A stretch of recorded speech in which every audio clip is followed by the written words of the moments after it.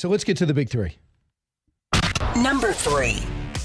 An invitation from the Heritage Foundation, obviously, is always very special, only more so when it provides an opportunity to talk about Ronald Reagan's visionary Strategic Defense Initiative. I'm sure Ed Follner thought, well, if we're going to talk about Star Wars, we might as well invite Darth Vader.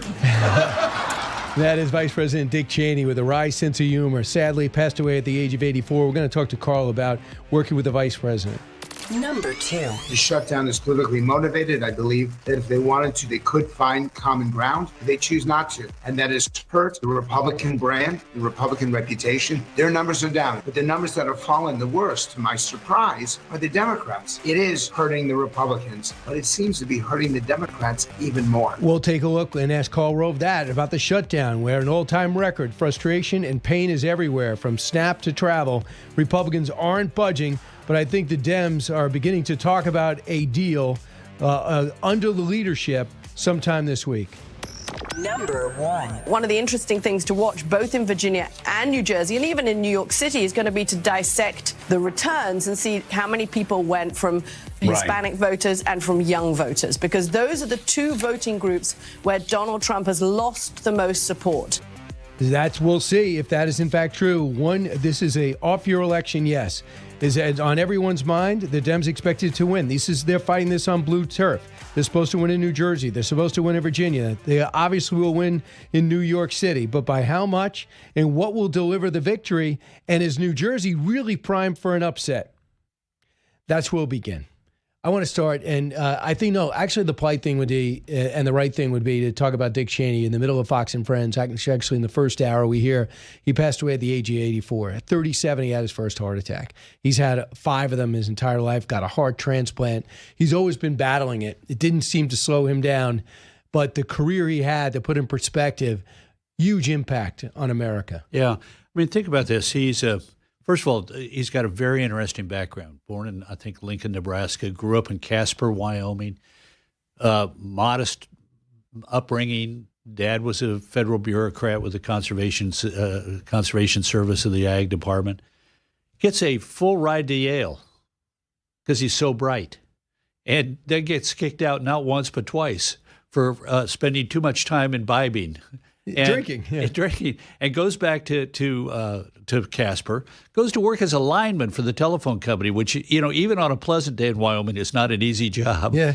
And marries his high school sweetheart, and goes to the University of Wisconsin because he's incredibly bright, incredibly smart, becomes a congressional fellow, which is a very highly sought after opportunity, goes to work for a congressman from Wisconsin named Bill Steiger, and never goes back, never graduated from college. Did you know that? No. Never graduated from college.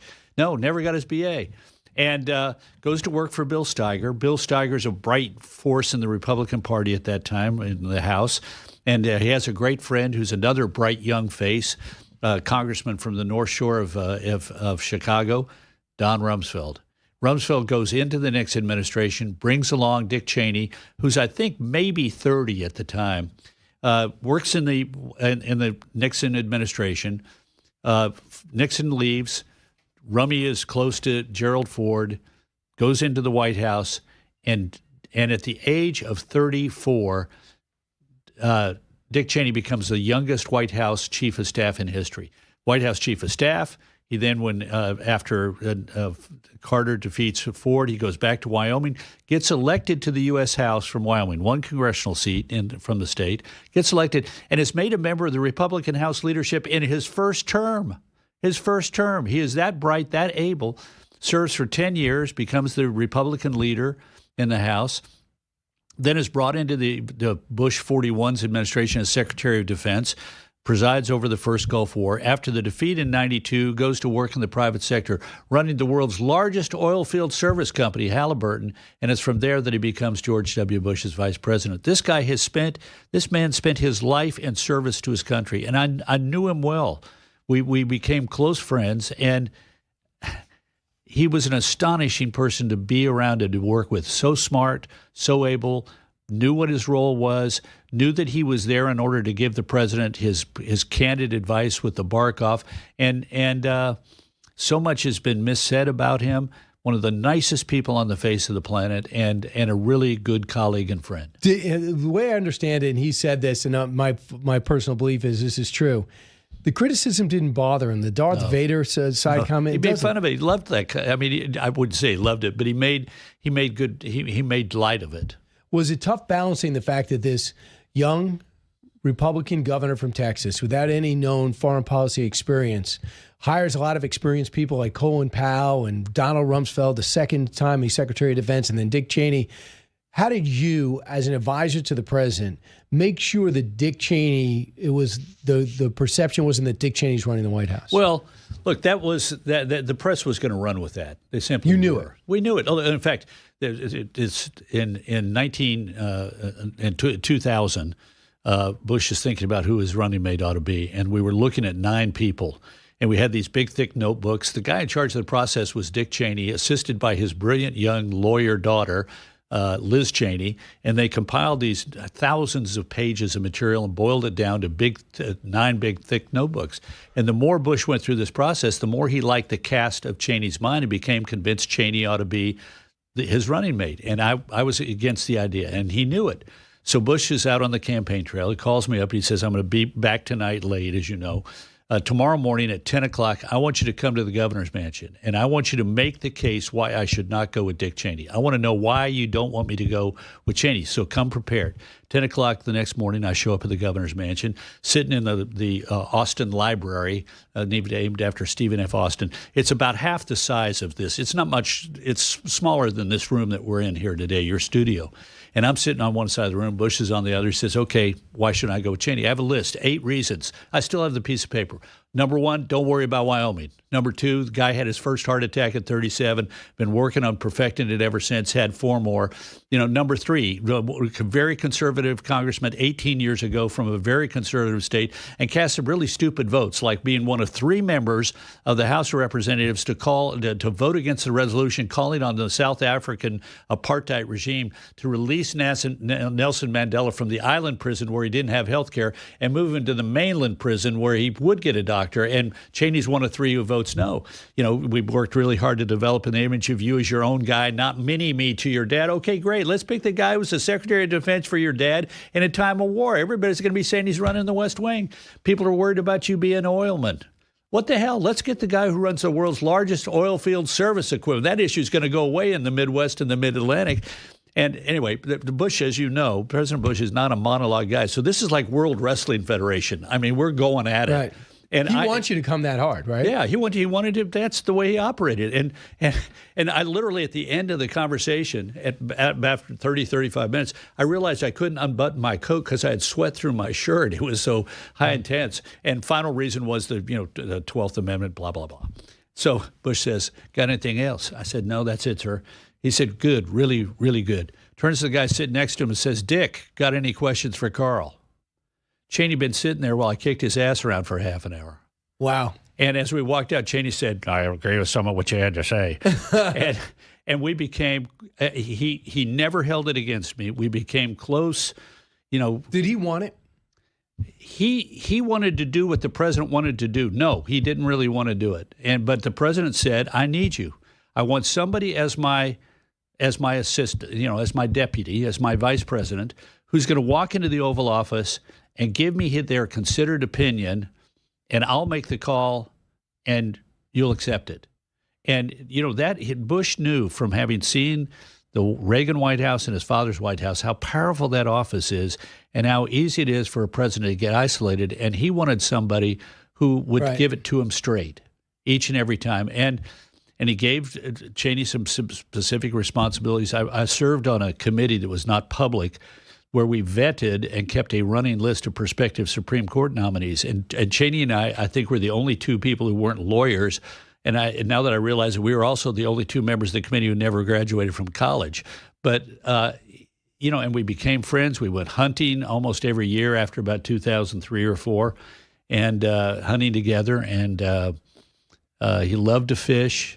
He loved to bird hunt, and he was a really kind person and smart, and so unbelievably and so smart. And the kind of person who would read something and immediately grasp the important elements of it and have the best questions. I mean, that was one of the great things about him is that he didn't know it all, but he wanted to know as much as he could.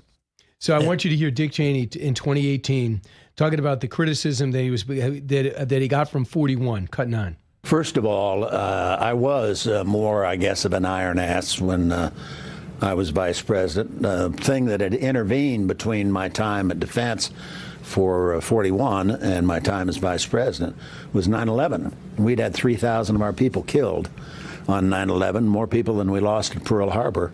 And we moved, I think, legitimately into a wartime setting rather than simple law enforcement. I think it was important to do that. Now, after he made those comments, he sent me a note. One of the notes are great to have. This one said, "Dear Dick, I did it." And then he went on at great length to tell me what a great American I was. But he also, that year, we went to the annual Alfalfa Club. He enjoyed those dinners. And he invited me to sit at the head table with him at the dinner, and that sort of dampened down any notion that there was a fundamental break between Bush and Cheney. Because you want to give some context to that I guess 41 had called him an iron ass. Yeah, an iron ass. He's changed a lot since he was my Secretary of Defense. Yeah. Yeah, but look, both men were right. He had become more. He had been. I don't want to use the word radicalized, but his attitude had changed as it did for a lot of people after 9/11. We had the first attack on the World Trade Center, and we turned it over to the Southern District in New York and the FBI, and blindly went forward. And the realization by the commander-in-chief and the vice president after 9/11 was that we had to fight them over there so we didn't have to fight them over here again.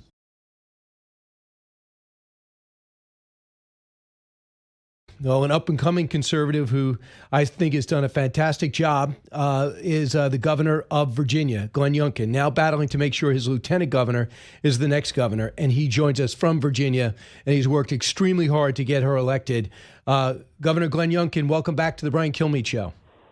Hey, Brian, thank you for having me. It's Election Day, and so I am calling for all conservatives to get out and vote. And we had a great tele-rally last night with President Trump. The organizers told us that there were over 500,000 people involved, and that's just a huge call to get out and vote. President wrapped it up perfectly. He said, vote Republican up and down the ticket, and we can continue to prosper. And if we don't, then we're going to see Virginia go backwards. And I just so appreciate him stepping up. He's done 2 of these for us in the last week. And we got to get out and vote today if we want to keep Virginia moving in the right direction. So it's really personal to you. You spent your last 4 years you rocked the boat, and you shocked everybody by beating Terry McAuliffe 4 years ago. What did you get done, and what are you concerned most concerned will be undone if Lieutenant Governor Winsome Sears loses? Well, when we came into office 4 years ago, Virginia was a failing state. We were bottom third in the nation in job growth. We led the nation in learning loss in fourth grade reading and math. And we had a 20-year high in murder rate, and we saw parents being shoved out of their kids' lives. And we just went to work. And so we have had record commitments from businesses to expand and grow in Virginia. $140 billion, Brian. That's more than the last 5 administrations combined. We've seen 277,000 more Virginians go to work, and that $140 billion underpins another 85,000 jobs and 40,000 construction jobs. All of that has underpinned our ability to run surplus after surplus, $10 billion in surpluses. We've had $9 billion of tax relief, where even in a divided government where I have Democrats and controlled our legislators, right, we've gotten $9 billion back to Virginians. We've worked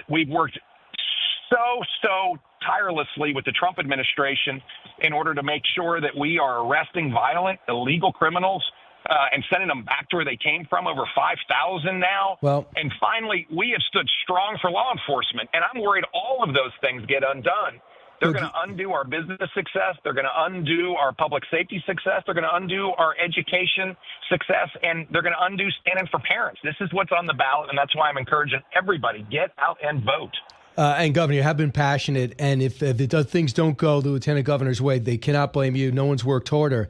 President Obama came out. It shows that the Democrats have to be concerned about this election. And this is what he said, the exact opposite of what you said you accomplished. Either he missed it or won't give you credit for it. Listen to this, cut 26. Virginia, here's the good news. If you can't visit a doctor, don't worry. He will save you a dance. And if you don't get an invitation to the next White House shindig, you can always watch the festivities and all the beautiful people on Truth Social. The point is, there is absolutely no evidence Republican policies have made life better for you, the people of Virginia. Well, he doesn't want to debate you, but I'm sure you have a counter to that. Yeah, well, he's so disconnected from what's been happening in Virginia over the last 4 years. It was, in fact, the Democrat policies in a Democrat-controlled state, because they had the governor's office, the lieutenant governors, the attorney generals, and they controlled both houses that had dragged Virginia to a place we've never seen. Literally, Virginia had no job growth. Virginia had no business growth. In fact, we had 25,000 small businesses shut in 2021. And as I said, we had a 20-year high in murder rate as they had a criminal first, victims last approach. They demeaned and demoralized law enforcement. And finally, they were leaving our kids, literally our kids out to dry. They had dumbed down all expectations. We led the nation in learning loss, and they were telling parents that you have no say in what should be taught in our schools. And we have turned everything around where Virginia is leading today.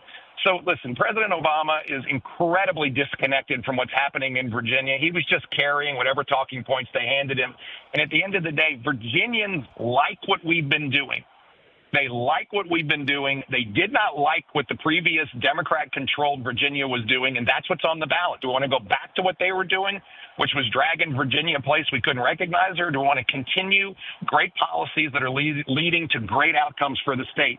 And I just look at this as 4 more years for Winsome Sears and Jason Miyares and John Reid, our lieutenant governor, coming into the team. We're going back to what we had. And I guess finally, Brian, this is a moment for us to have some real clarity on decency.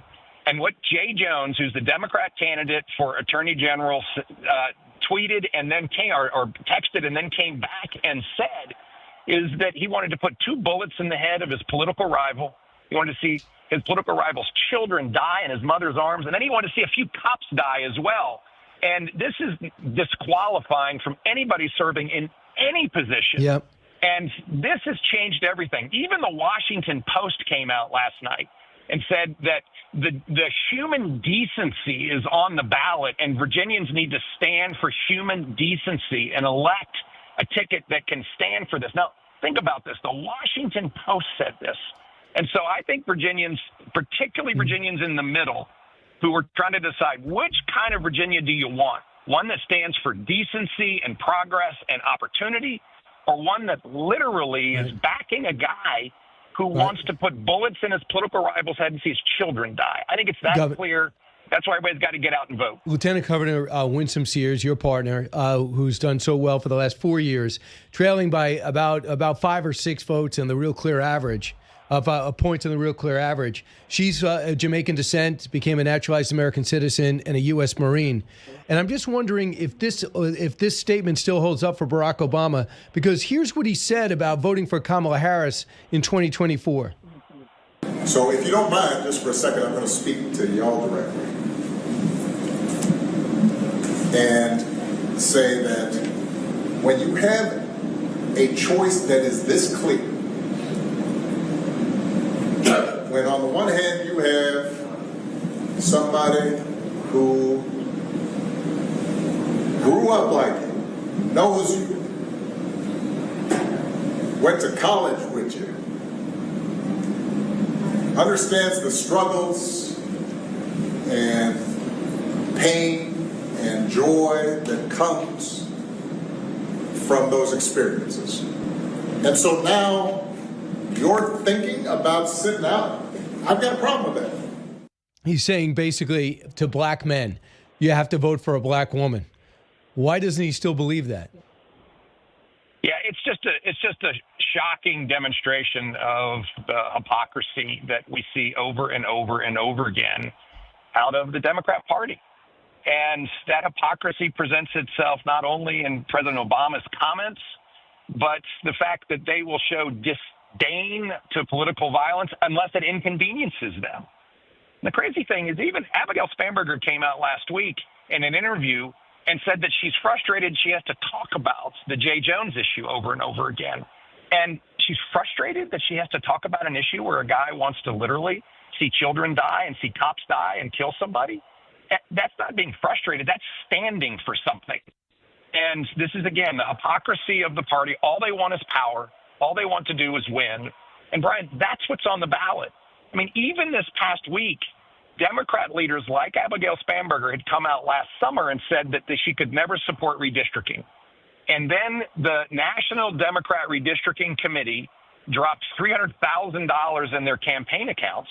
And then the next day they started a process to pass legislation, which, by the way, is unconstitutional in my mind, in order to redistrict Virginia. Listen, this is a question about what do we believe as Virginians, and I think we're so much better than all of this. And it is that hypocrisy that once again reinforces the fact that we've got to keep doing what we're doing because we have stood strong for the things we believe in, and Virginia has benefited as a result. Governor, does it hurt the Lieutenant Governor Winsome Sears that President Trump has not endorsed her? Well, he has come out so strongly for her, and particularly over the course of the last month. I mean, he said she's an excellent candidate and that Abigail Spanberger is an awful candidate. And he has come out now in 2 tele-rallies with, I mean, literally numbers that seem to be somewhere near 500,000 for each one of the tele-rallies, and supported voting for her, voting for all the Republicans up and down the ticket, because he knows that Virginia has made so much progress. He said it last night. Virginia is just absolutely winning. And if we don't win, Virginia will fall behind again. And it's just that clear. I tell you, one of the other topics that I think the president raised last night, which is clearly on the ballot, is the cost of electricity. And, Brian, this is, again, another result of way left policies, these Green New Deals. Virginia passed it in the previous administration when they had full control. We've been battling it ever since. And the bottom line is wind and solar don't work. And the bottom line is Virginia power bills are going to go up like crazy if they keep progressing these things. Winsome Sears is going to fight against it. That's why we got to win our House of Delegates back so that we can turn back some of these crazy all-green mandates. We've done a good job of chipping away at it. We have an all-American, all-the-above energy policy. We are pushing gas. We're pushing nuclear. But at the end of the day, power bills reflect bad policy, and the bad policy of all green is driving up bills in every blue state, and that's why we can't let this happen today. Governor, as you know, we are in the middle of a government shutdown. There is one word that there's some talk going on that could end this week.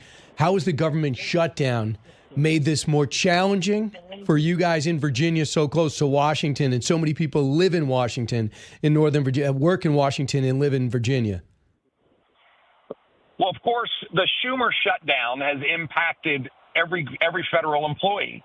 And I just want to be really clear that Democrat senators have voted now 14 times to keep government closed when they voted 13 times to open it with a clean CR in the Biden administration. This is driven by Democrats.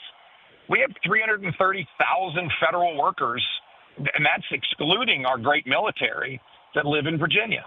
And these folks are going without a paycheck right now. Those folks are working hard, air traffic controllers. I mean, listen, this is crazy. And I do believe that there are many, many folks who are without a paycheck. And I remind your listeners that Tim Kaine came out 2 years ago, the Democrat senator from Virginia came out 2 years ago, and he said, anyone who thinks there's any good that comes out of a government shutdown, come to Virginia and see Virginians who are missing paychecks, who therefore are going to miss rent payments and mortgage payments. We should never play games with Virginians' lives. And then he comes out and he votes no in opening up the government. This is, again, the hypocrisy of the Democrats, particularly the leadership in our Senate right now, but also in our House. The bottom line is that now they're holding Virginians and Americans who need food assistance hostage. And you've heard him say it, Brian, over and over again, that we have leverage. People are not leverage. And if you try to use them as leverage, that means you're holding them hostage. And it is just so despicable. And in Virginia 2 weeks ago, I declared a state of emergency. And we stood up a parallel food assistance program to pay out the equivalent of SNAP benefits to Virginians, $850,000, because I'm just not going to allow Senate Democrats to use Virginians as leverage. And I'll tell you, no other state's been able to do this. We worked like crazy to get it stood up. And we're just not going to allow Virginians, the least of these, to be taken advantage of. Let me just tell you, from someone who doesn't live in Virginia, but I'm lucky enough to have some great stations in Virginia, like WNIS and WRVA. I'm just wondering if people fully understand how different things will be, because they keep on saying Congresswoman Spanberger is a moderate. But when you did your research about the opponent that Lieutenant Governor Winsome Sears will be facing, what did you discover? She is no moderate. She voted 100% with Nancy Pelosi. She's right there with AOC. She's already stated her policy positions. She fundamentally is going to back tax increases, which the Democrats want to do. She's going to turn Virginia into a sanctuary state. She's going to undo my executive order that mandates that we cooperate with federal authorities to go arrest violent illegal immigrants and send them home. She's already said that she's going to undo my executive order that forbids men to be in girls' bathrooms. I mean, this is where she stands. And finally, she's going to promote, and she's been backing this her entire career, the mandatory joining of a union. Virginia is a right-to-work state. That means you cannot be forced to join a union. And she led the federal effort to pass the PRO Act, which would eviscerate right-to-work laws everywhere in the country. She is no moderate, and anybody who thinks she's moderate is misunderstanding where she stands. And this is why we got to get out and win today, because Winsome Sears is going to lead like a Marine. She's going to fight for Virginians, and she's going to make sure that we have economic prosperity, low taxes, safe neighborhoods by backing the blue and standing up for parents and education, just like we've done the last 4 years. And Abigail Spanberger doesn't believe in any of that. Lieutenant Governor, the position is really heated too. John, your chances, do you think John Reid has? Yeah, so that race again is tight, and he has campaigned like crazy across the state, and so John Reid's got to just like Winsome, we get turnout today, and he can win. And then Jason Miyares, I believe, is the best attorney general in America. I really do. One of the reasons is I get sued a lot, and he wins. But he has stood strong for defending Virginians. And I just look back at his record. It's extraordinary. Last year, he won a case at the Supreme Court to keep illegal immigrants off of the voting law. And can you imagine? We had to go to the Supreme Court to win it. And we just had him on Fox and Friends too. Governor, you have a lot of energy, and I know you're going to run through the tape. Thanks so much for spending some time with us, Governor Glenn Youngkin. Thank you. Brian, God bless you. Thank you so much. Back in a moment. You're listening to the Brian Kilmeade Show. So glad you're here on Election Day.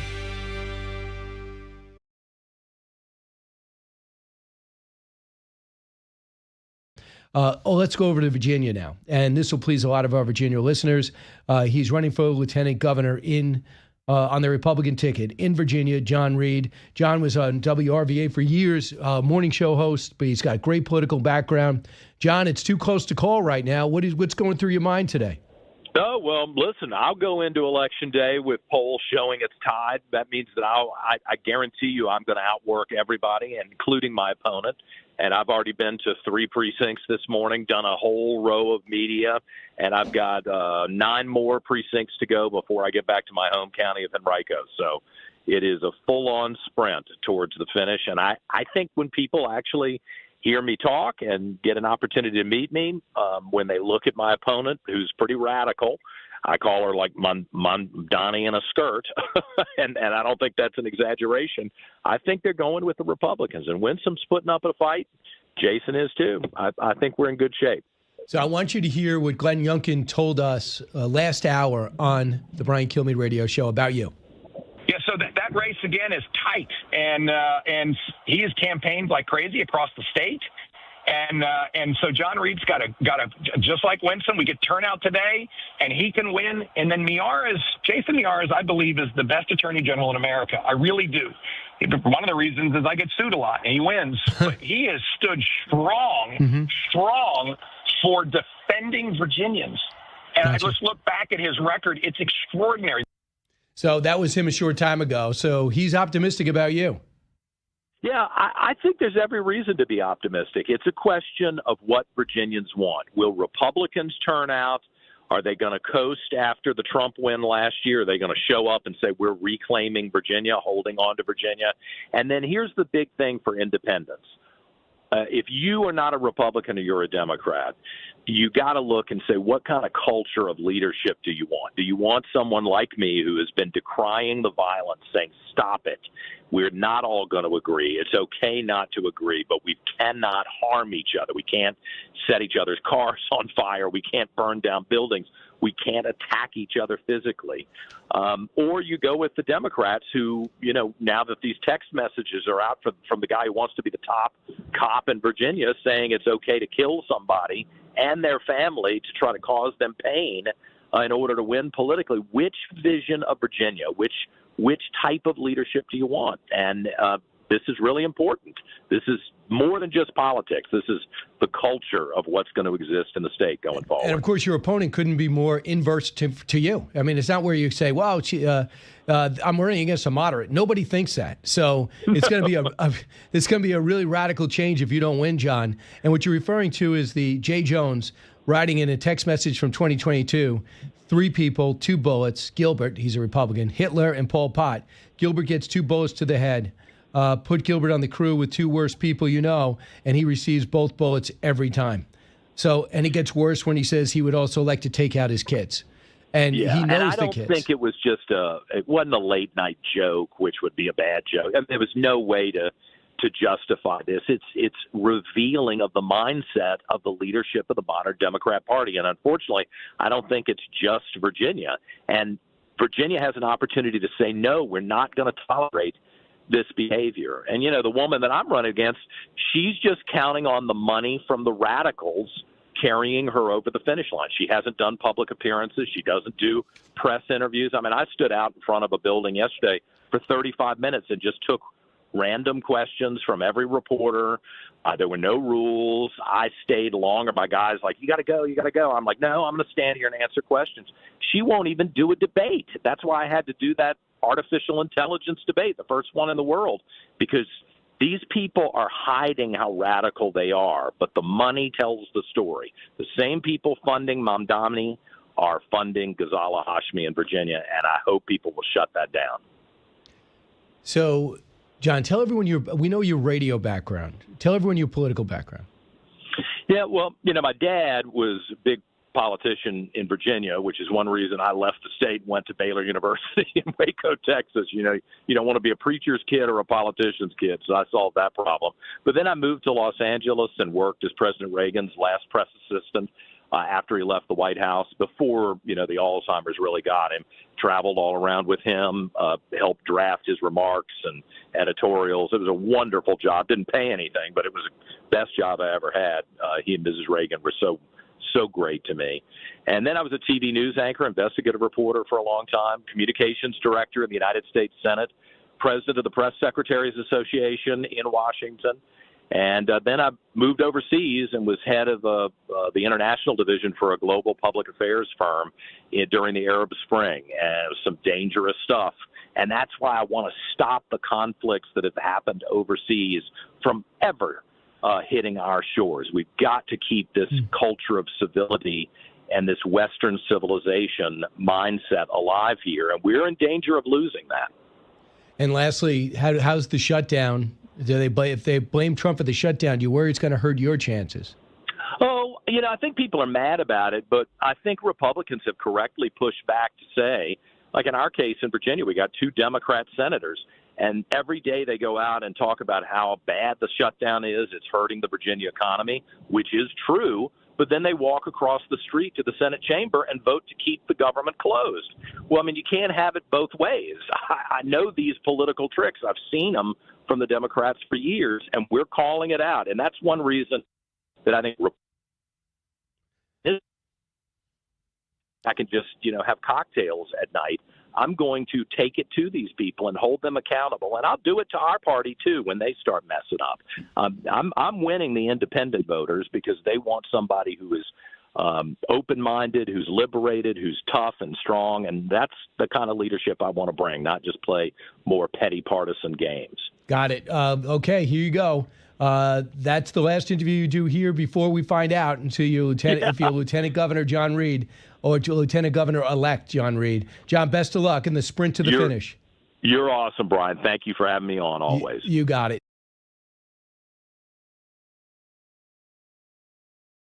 Hey, we are back. Bret Baier back in studio. I used to think, wow, he really loves this show. He's back in studio again. I must be really good at hosting. And then I realized it's election day, and he's here anyway. So all he had to do was take the elevator. I don't feel quite as special, but he is. His book is number 2 on the New York Times list. Number 2, yeah. Well, it's called To Rescue the American Spirit, Teddy Roosevelt and the Birth of a Superpower. The special is really good, too. It's on Fox Nation right now. Yeah, same name. And I do think it's really a good encapsulation. So download it and watch it. It's a good appetizer for the book. So in 2 weeks, I'm going to be seeing the building of the Teddy Roosevelt Library in North Dakota. Nice. One of our great affiliates has invited me and Jimmy Fallon, who a lot of people think is extremely funny and talented. You don't. Well, there are days. There are days. No, of course you're a big supporter. We're going to go up there. They carry our show, and I went up there to interview Doug Burgum. Have you ever been in North Dakota? Yeah, I have. And, isn't it an amazing place? It's beautiful. And I think, he is really the reason that library is there. He was a big advocate as governor and a huge TR supporter. But do you realize what happened simultaneously? Those idiots took Teddy Roosevelt's statue out of the front of Museum of Natural History, which his family created, because they said an Indian and a black man walking behind me was insulting. No, it wasn't behind him. That's part of his legacy. Right. That was never meant to be an insult. The designer never thought that. No one ever thought that. And the fever broke, and I would think if Mondami lost, we might be able to bring it back. But I don't think North Dakota is going to give it up because they have it now. Yeah, they have it. And they have a lot of great stuff. And when that library opens July 3rd, I think it is going to be one of the premier libraries because they've put in high-tech stuff. It's a beautiful site. I've seen the renderings. It's really, really going to be spectacular. They see, I know this is a crazy analogy, but they see what Mount Rushmore has done for South Dakota. Right. Right. And they say, why are we not a tourist? This is the beginning of putting North Dakota on the map. And Roosevelt would be thrilled with that because he loved being in the Badlands of Dakota Territory. And did he ever predict, do you think, that a socialist would one day be the contender to be a mayor of New York City? No, and I don't think he would predict that his statue was torn down inside the museum either. But I think that is going to be the biggest story of tonight. That if it holds and if the betting markets are right, which they are kind of going heavy. Heavy? Heavy. Even though the turnout's great. Yeah, I saw that. And I saw the interview with Cuomo on Fox and Friends with you guys. He's become a better candidate in the latter days. I think he was such a poor candidate at the beginning. Did he try? I don't know. I mean, maybe he thought it was like a layup, but he lost the primary, so he shouldn't have thought it was a layup. So here's the thing. Even leading up to the primary, I never saw a poll that had him within double digits. And then Mondami had that meltdown with Tom Homan up in Albany. Right. And they go, that guy is running for mayor? I go, okay, he just eliminated himself. Nobody would ever vote for somebody that unhinged because Tom Homan showed up in Albany. So he gets it. But does it show you at all, Bret, and you look at the numbers much more than I do, that if they were that wrong about the primary up until the last week, could they be that wrong about the overall election when instead of 400,000, you get millions showing up? Yeah, I mean, listen, could the polls be collectively wrong? Could the betting markets be collectively wrong? Yes, heading into Election Day. And if Cuomo has this massive turnout, and if there's anything that's going to motivate voters, it's being scared of what's going to happen. I mean, that's the biggest driver for voters. A lot of times it's, not necessarily support for XYZ policy. It's, I'm worried about the other guy. And so if the other guy is Mamdani and you're a real estate agent and worried about the price of what you're selling or that you're going to lose a ton of people, exodus from New York, I think it's real. Media research company did a study, and they say 93% of the late-night talk show hosts had negative things to say about Mondami's opponents, not him. You saw the easy time he got with Jon Stewart, who's as bright as anybody who does this, and, he could be direct if he wanted, but let him glide. And I'm not asking, and the thing that surprised me is it's not Sliwa against Mondami, 5 points separating. It's Cuomo, right? Democrats like Cuomo for a long time. So you just gave Cuomo no time, and you gave a glide path to Mondami. What is the attraction to something so different than anything we've experienced that is counter to America's free market system? I don't know. I really don't know, other than they're betting on the business of the power on the left, that's going to be the direction of the Democratic Party, and that's where they're betting. But I mean, I saw an interview with Ari Melber, who's on, I think it's 6 o'clock opposite me, but he had Mamdani on, and he asked him questions like, what's your favorite bodega? What's your favorite subway train to take? Yeah. He gave him like 6 multiple choice, and it was just kind of a fun interview. And I don't know. I think that if you have somebody that has policies that are so different than what we've seen, maybe you want to dig in a little bit. Right. As asking Zelensky, now that you're in New York, what's your favorite place to visit? Oh, okay. By the way, and we have some time. Russia?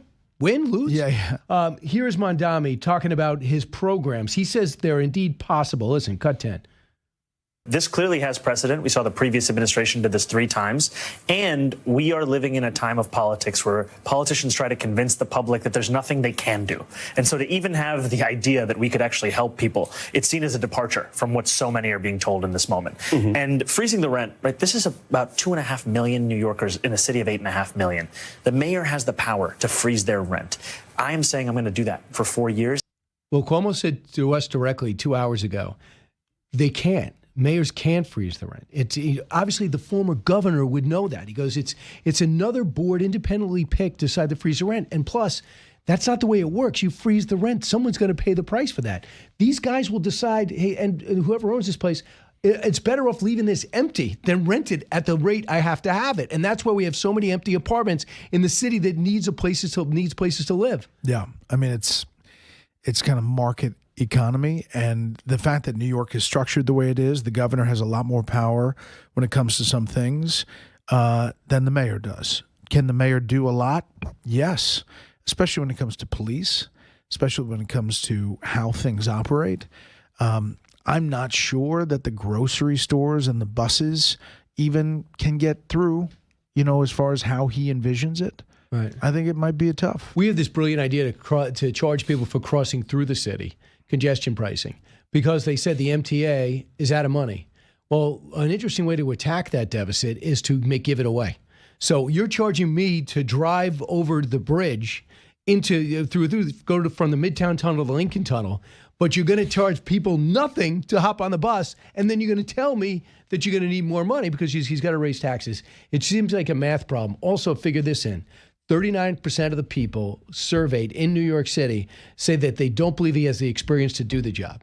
I mean, what about a counter narrative like that? They're going to give him the job? Yeah, and some of the people out interviewed that say they are supporting him say they just want to see something different. Well, this is going to be something different. It is, absolutely. So it's hard to see a governor's race, even though it's an underdog situation, with more momentum than Jack Ciattarelli has generated on board.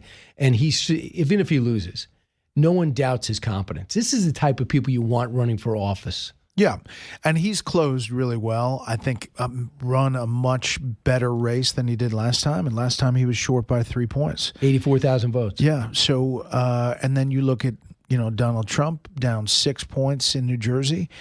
The last election, I think, there is a chance. If there's a bright spot on this map for Republicans, that's probably it. You want to see certain things. Republicans are looking for certain things. They're fighting on blue turf. Everybody knows it.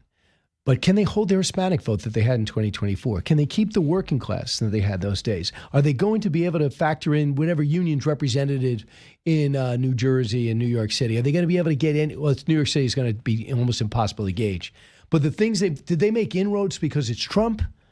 Or did they make inroads because their party is more appealing to those sectors for the first time? I think it's the latter. I think that the Democrats with a split party, that the power is on the left. I do think that the the New York mayor's race factors into New Jersey. I mean, they pay attention to what happens in New York, and maybe it has a factor in this election. I have a soundbite that's uniquely Donald Trump. He was doing a teleconference yesterday, a tele-rally yesterday about New Jersey. Cut 19. Jack is running against a horrible, fake, corrupt, radical left Democrat opponent named Mikey Sherrill. The only thing she's got going is it's a very unusual name. I've never heard of the name Mikey for a woman, but maybe this will be the list. I don't think too many people will be naming their child after Mikey. Her energy policies would send your prices soaring and make New Jersey even more expensive than it already is, which, as I said, is one of the highest in the entire country, combined with her high tax, her high crime agenda. It's almost like the SNL skit. It really is. So I don't really like her name. Not a good name. People are not going to name their kids Mikey, especially with taxes like that. Right. So we'll see what happens. I mean, she has done her best. With Jack Ciattarelli, I think, being strong, Mikey Sherrill losing all the momentum that she had coming out of the primary, I don't think either one of them really line up with the whole moderate vision. And the thing is, too, they're not clear on what they're doing on the transgenders in locker rooms. They can't answer that question in Virginia. They can't answer that question in New Jersey. Yeah, and I it's think not a hard question. Yeah, and there were just some easy, low-hanging fruit questions that she could have answered when she was in that debate. I think I referenced it last time. She was asked about sales tax. She didn't have an answer. She said, I'm not going to answer right now.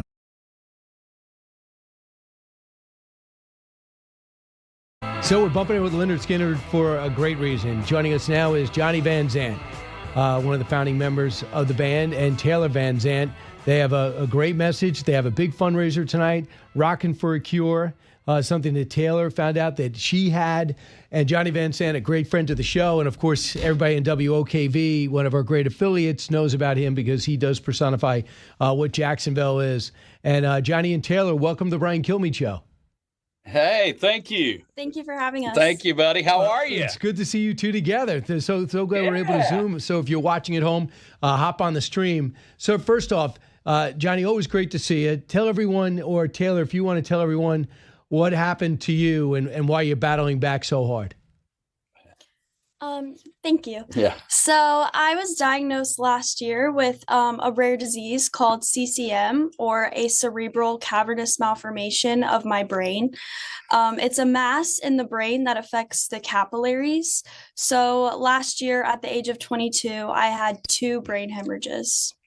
Wow. Yeah. And when did you realize, obviously the doctors were there, they helped you through it. When did you realize this wasn't just a one-off? This is a problem that you had.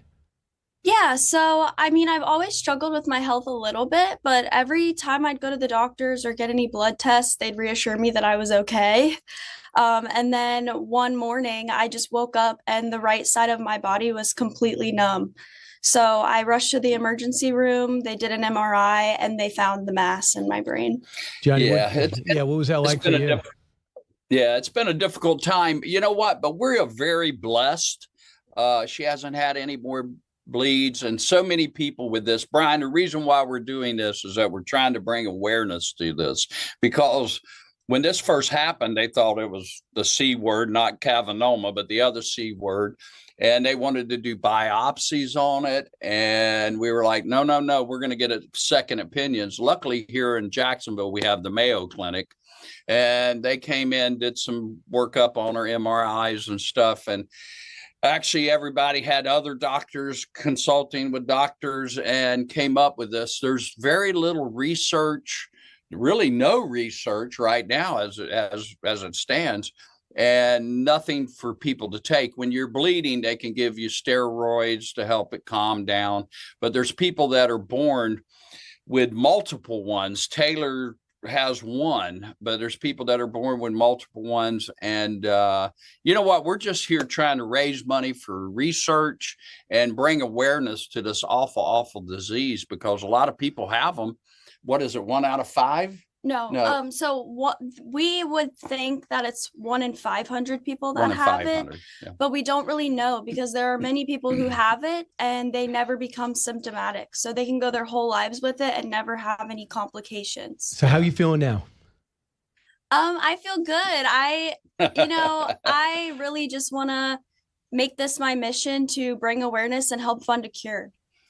Understood. And now are you be treated regularly? The Mayo Clinic's helping you, or are they in a situation where they're maintaining your health? So really the only thing they can do is either brain surgery or monitor you with MRIs. Yeah. And a lot of this is with gut health too, Brian. We're finding out, the gut feeds the brain. Yeah, there's a lot of correlation between your gut health and your brain health. So there is like a strict diet you can go on, but really the only thing you can do is get brain surgery, and that's not an option for everybody. My mass is very deep in my brain, and it's pushing on my corticospinal tract, which controls my voluntary movements. Wow. So brain surgery for me. And also, and Brian, by the way, the event is tomorrow night at the Porsche dealership on Atlantic Boulevard. It goes live, a live stream tomorrow night. It's up already on. People can bid on. So many great artists have given so much stuff. Thank you for getting us all them books and hooking us up with From Life the Fox Back anchors. And all those guys. Do what? From all the Fox anchors. Oh, there you go. Yeah, all the Fox anchors, man. I mean, those books are wonderful. I'm going to bid on them myself. So, yeah, that would be counterproductive, Johnny. But I guess you're already giving a lot. So you also have Doug Flutie's going to be down there as well. Yeah. I mean, you got your band is going to be there. Bret Myers is going to be there. So it's going to be a big event. And it's going to be happening in a local area, but you don't have to necessarily attend to be a part of it. You could take it in, and there's ways to contribute, right? Yes. So if you go to Rockin, ROCKIN, 4, acure.com, it doesn't cost anything to just look at the items, but you can also just donate there if you don't want to bid on anything. Yeah, if you don't have the money to bid, hey, go give $1 to the Cavanoma Alliance. It'll go a long ways. So, Johnny, how is Lynyrd Skynyrd doing? What kind of touring schedule are you on? We're doing good, man. We just this year, man, we were over in Europe. We're up in Canada, and of course, all over our great country here. And next year, we're out with Foreigner, doing all the amphitheaters, and onward and upward. Brian, you got to come to a show. Hold that flag again with me, man. Yeah, we were in West Virginia. We were doing the show the next day, but we were done, and we said, "Wait a second, Lynyrd Skynyrd's next door." We got in.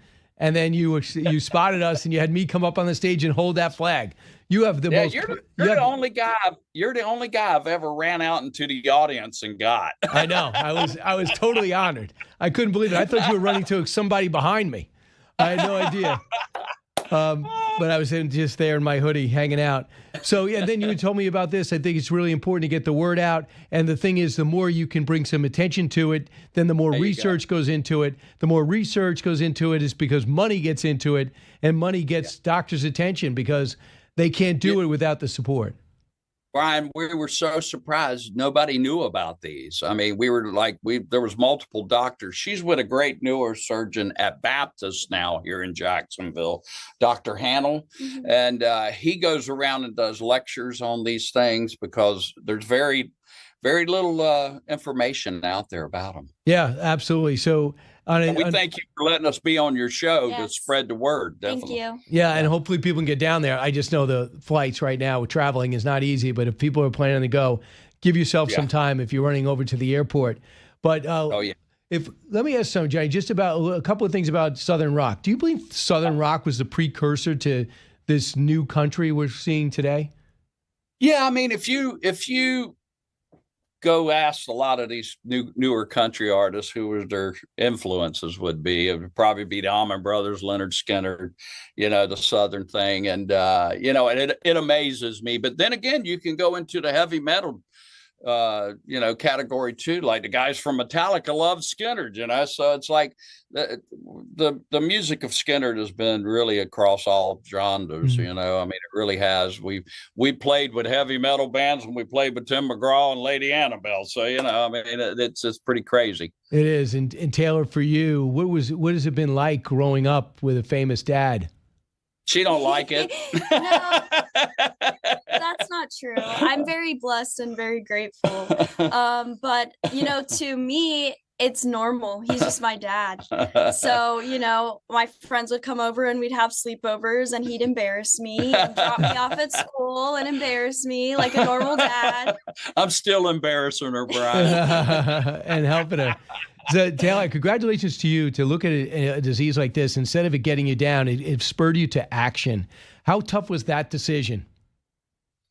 You know, after my first bleed, I felt really grateful and blessed, and I thank God every day for just the chance to be alive and to walk and talk and breathe and see and, you know, things that we tend to take for granted. But after my second bleed, it kind of hit me, and I realized the severity of my situation and that it's not really in my control. And so all I can do is, you know, try not to worry over things that aren't in my control and do what I can to be productive and, you know, do things that are in my control, which is spread awareness. And this is the I'm first. so proud of it. Yeah, and this is the first fundraiser, right? Yes, sir. Yeah. You know what? We didn't know. We're going through St. Michael's Soldiers, who's a great organization down here, Kathy and Jim Signorelli. And when we were, to be very honest, we listened into one of her forums that they have where people from all over the world kind of talk about this and they kind of help each other get through the times. And they had just lost a pharmaceutical research. We did have a clinical trial going, but unfortunately we were like 2 years into it and it stopped. So it stopped. And I just heard all these people, me and my wife, Lisa, heard all these people feel, you know, you could just feel their faith and their hope kind of going away with that clinical trial. We were like, we got to do something. You know, so the first thing I did was personally donate to the Calvinoma Alliance. And then we were like, okay, well, let's go even farther. Let's try to spread the word. Let's get it out there and do some good. And you're doing that November 5th, tomorrow, rockin4cure.com. Johnny and Taylor Van Zant, thanks so much for joining us today. Best of luck tomorrow night. I know it's going to go great. Thank you. Thank you, Brian. God bless you, buddy. You got it.